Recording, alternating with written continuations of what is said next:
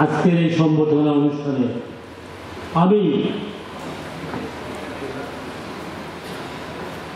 আপনাদেরকে জানাই আন্তরিক কৃতজ্ঞতা এবং ধন্যবাদ। আজকের এই আয়োজনে আপনারা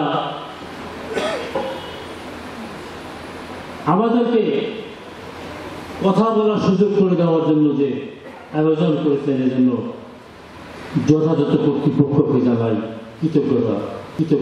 কবিতা দুলিতেছে তরি, ভুলিতেছে জল, ভুলিতেছে মাঝি পথ, সিরিয়াছে পাল, কে ধরিবে হাল, আছে তার হিম্মত। এই কবিতাটি আমরা পড়ে নিই ছোটবেলায় সবাই। এই হিম্মত কার মধ্যে বিদ্যমান? এই হিম্মত বঙ্গবন্ধু আর আমাদের মাঝে নেই। তারই সুযোগ তখন না গণপ্রজাতন্ত্রী বাংলাদেশ সরকারের মাননীয় প্রধানমন্ত্রী শেখ হাসিনার সেই হিম্মত রয়েছে।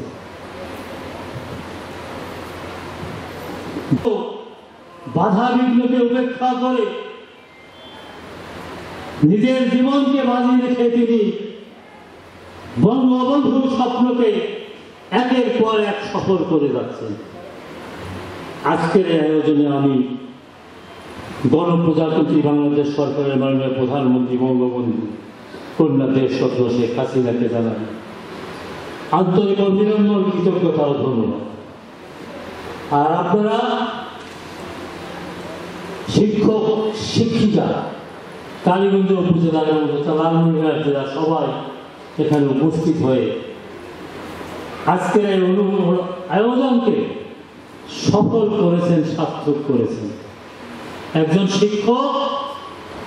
শিক্ষকের এপ্রিভিয়েশন যদি দিতে যায় অনেক বলতে হয়। একজন শিক্ষক বলিষ্ঠ জীবন বোধে সমৃদ্ধ, উন্নত, আলোকিত একজন মানুষ।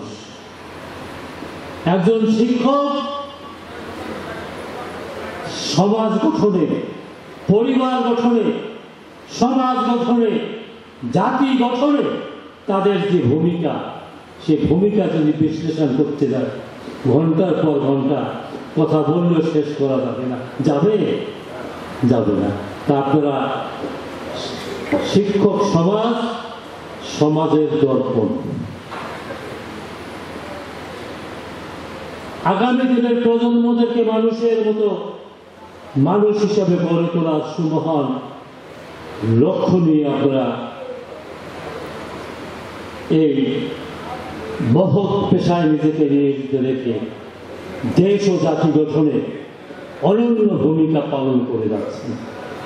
আমি আপনাদেরকে স্যালুট জানাই, আপনাদেরকে নত মস্তকে ধন্যবাদ জানাই। আমাদের সেই কবিগুরু রবি ঠাকুর অনেক আগে তার এক প্রবন্ধে লিখে গিয়েছিলেন, আমাদের সমাজে, আমাদের স্বভাবে, আমাদের অভ্যাসে, আমাদের বুদ্ধি বিকারে নিহিত হয়ে আছে আমাদের সর্বনাশ। আমাদের মনের শুভকে জাগিয়ে তুলে সমাজের শুভকে জাগিয়ে তুলতে হবে। এটা বিশ্বকবি রবি ঠাকুর লিখেছিলেন। আজকে আমাদের সমাজে আমরা কি দেখতে পাচ্ছি? আমাদের সমাজে যে নৈতিক অবক্ষয় ছড়িয়ে গেছে, সেই নৈতিক অবক্ষয় থেকে যদি আমরা দূরে সরে আসতে না পারি, তাহলে এই সোনার টুকরার মতো ছেলে মেয়েদেরকে আমরা মানুষ করতে পারবো না। তাদেরকে যদি আমরা সেই পরিবেশ সৃষ্টি করে দিতে না পারি, তাদেরকে লেখাপড়ায় মনোনিবেশ করাতে না পারি, মাদকের যে ভয়ঙ্কর সবল আমাদেরকে থাবা বেড়ে এই জাতিকে সতর্ক হতে হবে। আমার সাথে আপনারা একমত আছেন? আমাদের সমাজে এই মাদকের ভয়ঙ্কর সবল থেকে সোনার টুকরার মতো এই ছেলে মেয়েদেরকে রক্ষা করতে হবে। কি বলেন? এজন্য আমরা যারা সমাজের পরিবারের বাবা মারা রয়েছি, আমাদেরকে সেই দায়িত্ব পালনের অগ্রণী ভূমিকা আমাদেরকে যেভাবে মানুষ করে দিয়েছেন। আমি গ্রাজুয়েশন নেওয়ার পরে আমি রাজশাহী ইউনিভার্সিটিতে অ্যাডমিশন নিয়ে আমার বাবাকে গিয়ে বললাম যে আব্বা আমি ইউনিভার্সিটিতে যাচ্ছি। তখন তিনি আমাকে বললেন, তুমি তো আমাকে বলো না যে তুমি ইউনিভার্সিটিতে ভর্তি হয়েছো। তা আমাকে তো তিনি বললেন যে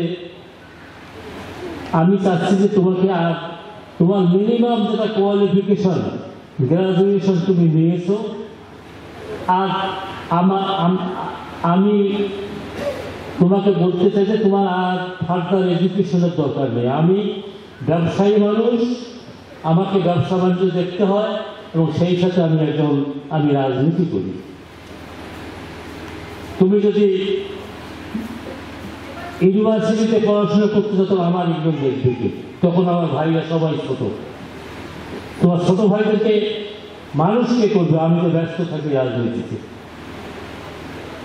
তা আমি সেদিন বলেছিলাম যে না, আমি আগে আব্বা আমি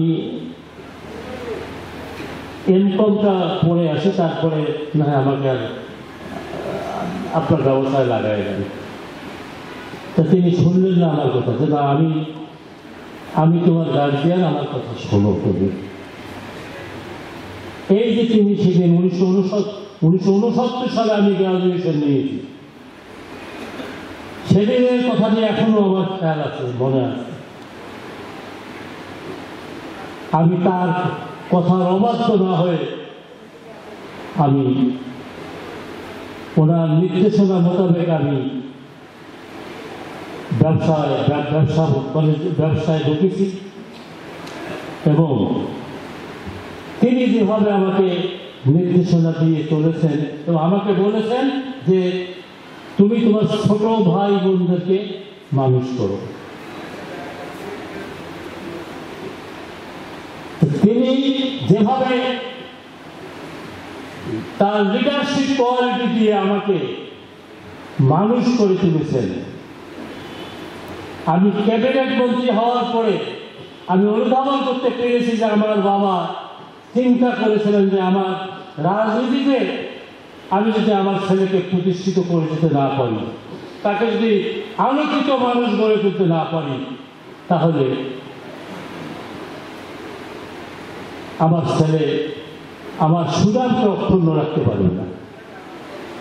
আমি যেদিন ক্যাবিনেট মন্ত্রী আমাকে মাননীয় প্রধানমন্ত্রী 2 বার প্রতিমন্ত্রী বানিয়েছেন এবং পরবর্তীতে তিনি ক্যাবিনেট মন্ত্রী দিয়ে বানিয়েছেন, সেদিন আমার মরহুম বাবার কথা খেয়াল হয়েছিল যে তিনি একজন সফল গার্জিয়ান, সঠিক গার্জিয়ান। আমি কোনোদিন আজ পর্যন্ত কেউ আপনারা কেউ বলতে পারবেন না যে আমার মুখে কেউ একটা সিগারেট দেখেছে, এবং কেউ ওটা জানে না। আমি অনুধাবন করেছি যে আমাকে মানুষ করে দিয়ে তিনি এবং তার দোয়ায় এবং তিনি যেভাবে আমাকে সঠিক পথে পরিচালিত করেছিলেন। আমার বাবা পাকিস্তান আমলে 100 কোটি টাকার মালিক ছিলেন, 100 কোটি, 100 কোটি টাকার মালিক ছিলেন। ব্যবসায় লাগাই দিয়ে আমি আমার বয়স 21 বছর সম্পূর্ণ দায়িত্ব আমার উপর দিয়েছিলেন, চরিত্র ভ্রষ্ট কোনোদিন হয়নি। আমার বাবার অর্ডার ফলো করেছি, তার দোয়ায় আমি আল্লাহ পাক রব্বুল আলামিন এবং মাননীয় প্রধানমন্ত্রী আমাকে ক্যাবিনেট মন্ত্রী বানিয়ে আলহাজ করিমউদ্দিন আহমেদের জ্যেষ্ঠ পুত্র নুরুজ্জামান আহমেদকে ক্যাবিনেট মন্ত্রী বানিয়ে তিনি করিমউদ্দিন আহমেদের পরিবারকে কৃতার্থ করেননি, ধন্য করেননি। তিনি কালীগঞ্জ আদিতবাড়ি এলাকার মানুষকে কৃতার্থ করেছেন, ধন্য করেছেন এবং দেশের সারা দেশের মানুষের কল্যাণ করার জন্য সুযোগ সৃষ্টি করে দিয়েছেন মাননীয় প্রধানমন্ত্রী। এজন্য আমি ওনাকে আজকের এই শিক্ষিকাদের এই সম্বর্ধনা অনুষ্ঠানে আমি মাননীয় প্রধানমন্ত্রীকে জানাই আন্তরিক কৃতজ্ঞতা ও ধন্যবাদ। আপনারা আজকের এই আয়োজন করে এবং আমাকে কথা বলার সুযোগ দিয়ে আমার সন্তানকে কথা বলা, আমার সন্তানকেও আপনারা যে আজকে তাকে সম্বর্ধনা দিয়েছেন, আমি আপনাদের কাছে দোয়া চাই যে আমার সন্তানও যেন আমার বাবার মতো হতে পারে, আমার সন্তান যেন আপনাদের কাছে আপনারা তার উপর যে দায়িত্ব অর্পণ করেছে সে দায়িত্ব যথাযথভাবে পালন করতে পারে। এবং আমি আপনাদেরকে বলে যেতে চাই যে আমার সন্তান কোনোদিন অসৎ হবে না। আমি জীবনে অসৎ হয়নি, আমার সন্তানও আমার বাবাও কোনোদিন অসৎ হয়নি। কিন্তু এর মধ্যে অনেক ঘটনা ঘটে গেছে, আমাদের পরিবারকে নিয়ে অনেক ঘটনা ঘটে গেছে, আপনারা সবাই জানেন। আমি তার পুনরাবৃত্তি করতে চাই না। আমি আপনাদের কাছে দোয়া চাই, আপনাদের সহযোগিতা চাই। আপনারা বিগত 7ই জানুয়ারি নির্বাচনে আমাকে বিপুল ভোটের ব্যবধানে নির্বাচিত করেছেন। আজকে সুযোগ হয়েছে এই 7ই জানুয়ারি নির্বাচনে আমাকে তৃতীয়বারের জন্য এমপি নির্বাচিত করে আমাকে সম্মানিত করেছেন, আমার পরিবারকে সম্মানিত করেছেন। এই জন্য আপনাদেরকে ধন্যবাদ জানাই, আপনাদের প্রতি আমি কৃতজ্ঞতা পোষণ করছি। আগামী 5 বছর ইনশাল্লাহ আপনাদের অর্পিত দায়িত্ব সততা ও নিষ্ঠার সাথে পালন করব এবং সেই সাথে অসমাপ্ত কাজ যেগুলি আছে সেগুলি পরিপূর্ণভাবে